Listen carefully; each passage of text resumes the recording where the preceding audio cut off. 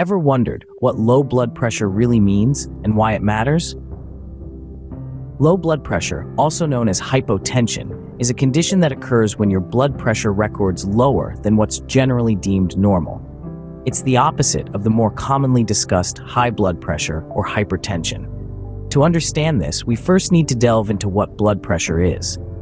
Blood pressure, often abbreviated as BP, represents the force exerted by blood against the walls of our blood vessels. Our hearts play the role of a pump, pushing blood throughout our bodies.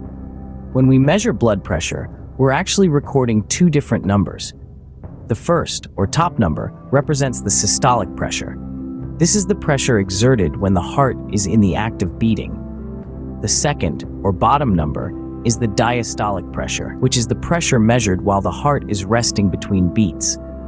Naturally, the diastolic pressure is typically lower than the systolic pressure, as the heart is in a state of rest. These measurements are recorded in units called millimeters of mercury, often abbreviated as mmHg. So what's considered a healthy blood pressure? Usually, a reading between 90/60 mmHg and 120/80 mmHg is deemed normal. Hypertension, or high blood pressure, is defined as a reading above 120/80, while hypotension, or low blood pressure, is any reading below 90/60.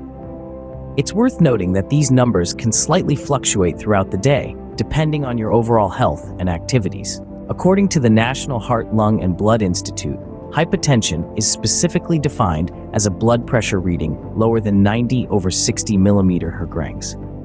Your blood pressure naturally changes during the day to ensure every part of your body, including vital organs like the brain, heart, and lungs, receive ample blood and oxygen.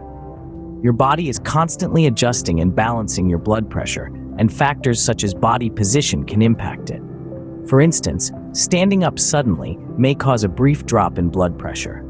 Similarly, your blood pressure tends to be lower when you're resting or asleep. Low blood pressure might not always be a cause for concern and may not present any additional symptoms. However, certain health conditions can lead to low blood pressure, resulting in inadequate blood and oxygen supply to some parts of the body. Addressing these underlying conditions is often the key to raising blood pressure back to normal levels. In conclusion, low blood pressure, while not always problematic, can be a symptom of underlying health issues. It's important to understand what it means, how it's measured, and how it differs from high blood pressure. Stay informed, stay healthy.